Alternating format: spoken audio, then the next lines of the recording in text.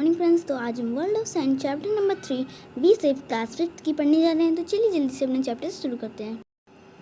तो फ्रेंड्स चलिए अपना चैप्टर शुरू करते हैं। When someone meets an accident, she needs to provide with some basic treatments. This prevents the condition of the injured from getting worse, and she can wait for the doctor in a safer, convenient way.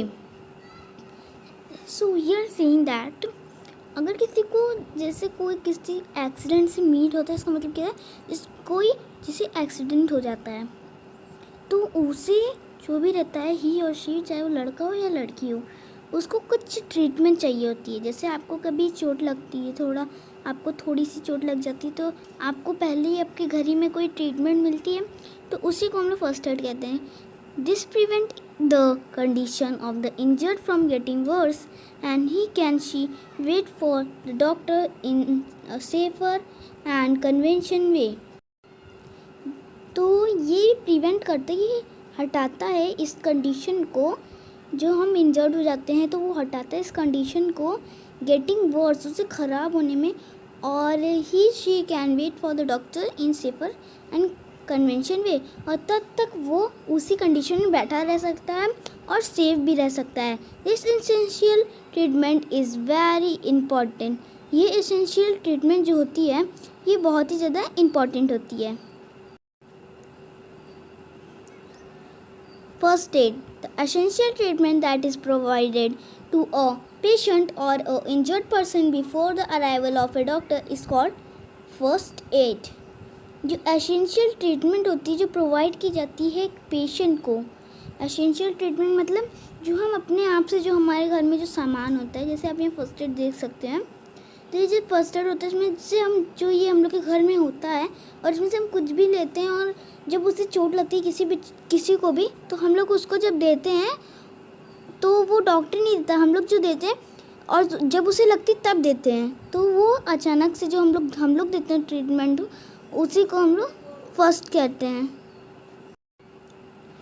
It sometime proves very harmful in saving the life of the patient, और ये कभी कभी बहुत ही helpful भी होता है किसी की जान बचाने के लिए। वन शुड बी काम वेल प्रोवाइडिंग फर्स्ट एड, और जब किसी पेशेंट को बहुत ज़्यादा चोट लग जाती है तो वो हो जाता है मुझे इतनी ज़्यादा चोट लग गई, मुझे क्या होगा, ये सही होगा कि नहीं होगा, तो उसे उस समय हम लोग को काल्म रखना चाहिए। काल्म मतलब शांत रखना चाहिए कि उसे ज़्यादा डर ना लगे और वो शांत रहे। Different kinds of first aid are provided for different accident और इमरजेंसीज। कई तरह के जो ट्रीटमेंट होते हैं वो डिफरेंट वे में दिए जाते हैं, मतलब आपको जैसी चोट लगेगी उस हिसाब से आपको ट्रीटमेंट दिया जाएगा, फर्स्ट एड दिया जाएगा।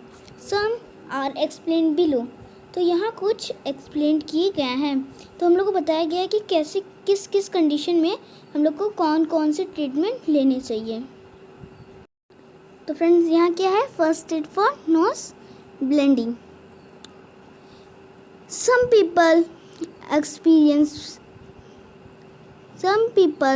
Experience bleeding for the nose in summers. कुछ लोगों का होता है ऐसा, वो लोग को समर में जब ज़्यादा गर्मी होती है, हॉट लगता है, तब वो लोग को नोज ब्लीडिंग होने लगती है। The nose started bleeding when small blood vessels capillaries inside the nose burst. और वो कैसे होता है, हॉट लगता है तो क्या होता है, तो जो नोज़ के इसलिए ब्लीडिंग स्टार्ट हो जाती है क्योंकि जो नोज़ के अंदर जो वेसल्स होती हैं, जो कैपिलरीज होती हैं, वो जो नोज़ के इनसाइड होती हैं वो बर्स्ट कर जाती हैं, वो फट जाती हैं, और वो कौन सी होती हैं, ब्लड वेसल्स होती हैं, और नोज़ के अंदर बर्स्ट हो जाती हैं हॉट होने से, तो इसलिए नोज़ ब्लीडिंग होने लगती है। तो अब यहाँ पॉइंट्स में बताया जा रहा है क्या क्या होगा उसमें जब नोज़ ब्लीडिंग्स होंगी। Make the patient sit comfortably when the head held back, और उस पेशेंट का सिर झुका होना चाहिए।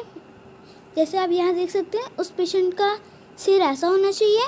Softly press the bleeding side of the nose to prevent bleeding. Spread a wet cloth or put an ice pack on the nose and forehead of the patient. Do not let the patient breathe through nose. Softly press the bleeding side. जिस side से bleeding हो रही है इसमें softly press करना है ताकि जो ब्लीडिंग हो वो रुक सके। और आपको एक वेट क्लॉथ लेना है, मतलब गीला कपड़ा लेना है, या तो आप एक आइस पैक भी ले सकते हैं और उसे या तो आप नोज़ पे रखें या तो आप फॉरहेड पे रखें।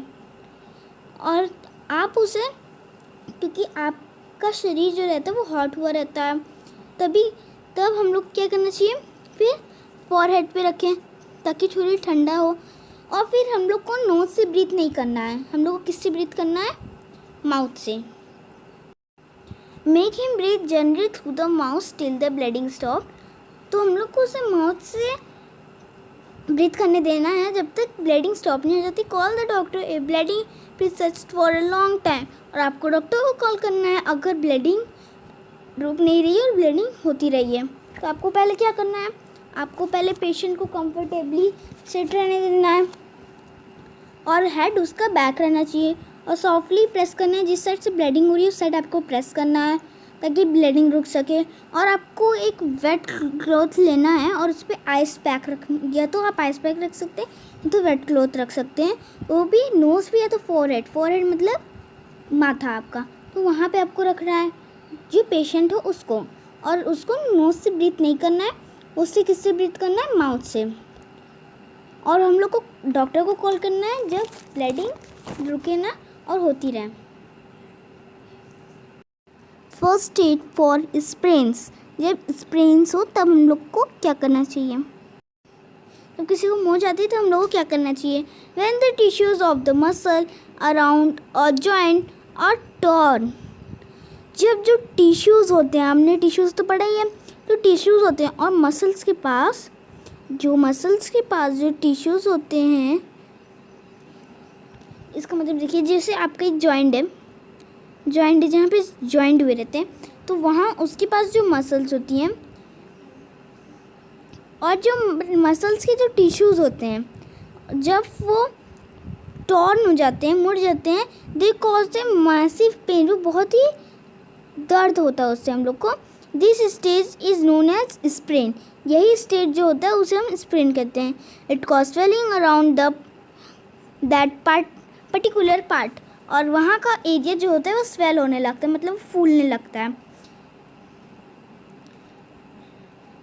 It cause swelling around the particular part. Sprain में also discolor the skin of the particular area.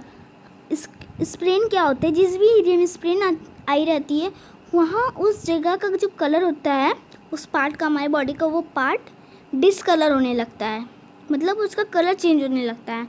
One can remove the swelling by applying ice cubes और एन आइस पैक। अगर हमें जो स्वेलिंग है उसे रोकना है तो हम लोग क्या कर सकते हैं, या तो हम आइस क्यूब रख सकते हैं या आइस पैक रख सकते हैं।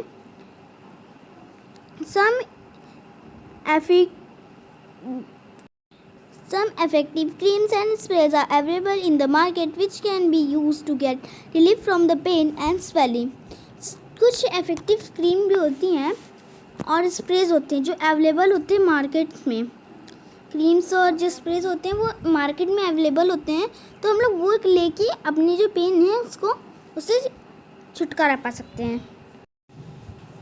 First aid for cuts and scratches. We should not ignore minor cuts and scratches since they may act as open door for the germs that exist in the atmosphere. तो हमें छोटे से छोटे जो cuts होते हैं और स्क्रैचेस होते हैं उन्हें हमें इग्नोर नहीं करना चाहिए। जैसे हम लोग सोचते हैं इतनी छोटी से छोटी, इस पर हम लोग क्या ध्यान दें, हम लोग को ऐसा नहीं करना चाहिए। वो एक खुला रास्ता हो सकते हैं जर्म्स के लिए। जर्म्स जो एटमॉस्फेयर में घूमते रहते हैं, जब हम लोग के कहीं कट्स या स्क्रैचेस आते हैं तो हम लोग की बॉडी में आ जाते हैं। This germs are cause infection. और यही जर्म्स ये हमें बीमार कर देते हैं, नहीं तो इनसे हमें इन्फेक्शन हो सकता है। तो हम लोग क्या करना चाहिए जब हम लोग को कट्स या स्क्रैचेस हो, बिफोर ड्रेसिंग अ कट्स और burn, wash your hand properly with a soap to remove harmful germs and dirt as they can cause infection in the before dressing. जब हम लोग कट्स को या बोन को ड्रेसिंग मतलब ये नहीं कि कपड़ा पहनाना, उसको जब हम लोग ढकते हैं, मतलब कि हम लोग उससे बैंडेज से ढकते हैं, या तो हम लोग उसे किससे ढकते हैं, किसी भी चीज़ से। हम लोग को सोप से अच्छे से धुल लेना चाहिए, फिर उसके बाद हम लोग को हाँ, क्योंकि हम लोग जो उसमें हार्मफुल जर्म्स रहते हैं वो धुल जाते हैं, और जो गंदगी रहती है जो इन्फेक्शंस कर सकते हैं। Clean the wound with an antiseptic lotion. एक एंटीसेप्टिक लोशन से हम लोग को उसे क्लीन कर लेना चाहिए। अप्लाई एंटीसेप्टिक क्रीम और जेल ऑन द वॉन्ड। हम लोग को कोई एंटीसेप्टिक क्रीम या तो जेल उस वॉन्ड पे लगाना चाहिए। प्रेस अ थिक पैड और sterilized cotton wool or gauze to cover the wound and wrap the bandage around the wound to keep the pad in its place and to stop the bleeding. हम लोग एक thick pad लेना है of sterilised cotton wool, एक thick pad जो sterilised cotton wool से, और एक गॉज लेना है टू कवर द वॉन्ड, उस वॉन्ड को कवर करने के लिए, and wrap the bandage around the wound, और बैंडेज को हम लोग को रैप कर देना, मतलब बैंडेज लगा लेनी है हम लोग को वॉन्ड के पास जहाँ हम लोग को चोट लगी वहाँ पे। The pad keep the pad in its place and to stop the bleeding, और उस पैड को उसकी प्लेस ही पे रहने दो ताकि जो ब्लीडिंग है वो रुक सके। If the skin is cut by rust iron and any dirty metal, go to the doctor for an anti-tetanus injection since the metal may have dangerous germs of tetanus. तो हम लोग को क्या करना है, जब हम लोग की जो स्किन हो वो कट हो एक रस्ट आयरन से, मतलब कि जो बहुत पुराना आयरन हो उससे, नहीं तो एक डर्टी मेटल जो बहुत पुराने हो गए हों, उन पे जंग लग गई हो, तो अगर उनसे हम लोग को लगती है तो हम लोग को डॉक्टर के पास जाना चाहिए और उनसे एंटी टेटनस इंजेक्शन लेना चाहिए, क्योंकि जो मेटल होता है उससे हम लोग डेंजरस जर्म्स हो सकते हैं, तो हम लोग को उसके लिए टेटनस की सुई इंजेक्शन ले लेनी चाहिए। First aid for fracture.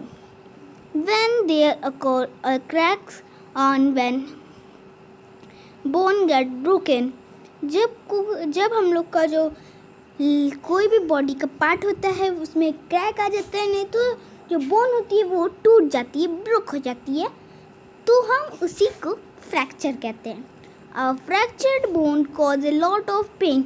जो फ्रैक्चर बोन होता है बहुत ही ज़्यादा दर्द होता है उस समय। Therefore, affected person should be provided with the following first aid with almost care। तो जो जिससे भी फ्रैक्चर हुआ है उस पर्सन को कुछ ऐसे ही फर्स्ट एड देने चाहिए। तो यहाँ कुछ स्टेप्स दिए हैं, चलिए वही देख लेते हैं हम लोग। Support the fractured bone with a splint. जो फ्रैक्चर बोन है उसे हम लोग को स्प्लिंट से क्या करना है, उसे सपोर्ट देना है। A splint can be made of thick cardboard. Splint कैसे बन सकती है, एक थिक कार्डबोर्ड से बन सकती है, वुड और मेटल एक्सेट्रा। वो कार्डबोर्ड से बन सकती है, वुड से भी बन सकती है, और मेटल से भी बन सकती है, और किसी भी चीज़ से बन सकती है। It is tied along the broken bone to prevent movement. और हम लोग इसे जो ब्रोकन बोन जहाँ पे भी हड्डी टूटी है हम लोग की और किसी की भी, तो हम लोग को उसे उस पार्ट में उसे टाइट कर देना चाहिए ताकि वहाँ पे कोई भी मूवमेंट ना हो। फॉर द ब्रोकन बोन और hand a sling made up of triangular coat can be also used. तो जो भी एरिया है, जो भी ब्रोकन बोन है, या तो वो हैंड है, अगर वो हैंड है तो हम लोग को एक स्लाइंट होती है जो मेड ऑफ ट्रायंगुलर, तो वो ऐसी क्लोथ से बनी होती है, तो हम लोग वो भी यूज़ कर सकते हैं। Take the patient to doctor for further treatment. और हम लोग को उस पेशेंट को डॉक्टर के पास ले जाना चाहिए बाकी की ट्रीटमेंट के बाद। First aid for burns. Any hot or burning things such as electric iron, firework, boiling tea and water can cause burns. कोई भी जो हॉट चीज़ होती है, हॉट या बर्निंग चीज़, जैसे कि इलेक्ट्रिक आयरन जो होता है, जैसे कोई भी फायर का वर्क हो, और हम लोग जब भी टी बॉईल कर रहे हो या वाटर, तो उस समय बर्न्स हो सकते हैं। बर्न में also be caused by acids और इलेक्ट्रिक वायर। बर्न्स किसी भी तरह से हो सकते हैं, जैसे कि एसिड से हो सकते हैं, नहीं तो इलेक्ट्रिक वायर से हो सकते हैं। दे कुड बी बोथ मिनियर और सर्वी। वो बड़ी भी हो सकती है और छोटी भी हो सकती है। फर्स्ट एड, जब हम लोग को जब छोटे से बर्न होता है, तो छोटी जगह पे बर्न होता है, तब क्या करना चाहिए? Keep the burn a part under cold running water to get relief from pain. जो हम लोग को जहाँ पे भी बर्न हुआ है, बर्न पार्ट को उसे कोल्ड रनिंग वाटर पे रखना, उसके नीचे रखना चाहिए। कोल्ड रनिंग वाटर मतलब कि जैसे यहाँ आप देख सकते हैं, ठंडे पानी के नीचे रखना चाहिए। अप्लाई बर्न क्रीम और लोशन। कोई आपके पास बर्न क्रीम हो या लोशन हो, उसे अप्लाई करना चाहिए। You can also apply toothpaste or a mixture of baking soda. Baking soda का जो मिक्सचर होता है, उसे भी आप यूज़ कर सकते हैं, ताकि हम उसे उस जगह पे ठंडी महसूस हो। सर्वी बर्न, जब आपको बड़ी चोटें लगती तो क्या करना चाहिए? Calm the patient and give him her some warm drink. उस पेशेंट को हमें काम करना चाहिए और उसे, या तो वो लड़का हो या लड़की हो, उसे हमें वार्म ड्रिंक देनी चाहिए। Give water to the patient at regular interval as severe burn cause dehydration. जो भी पेशेंट है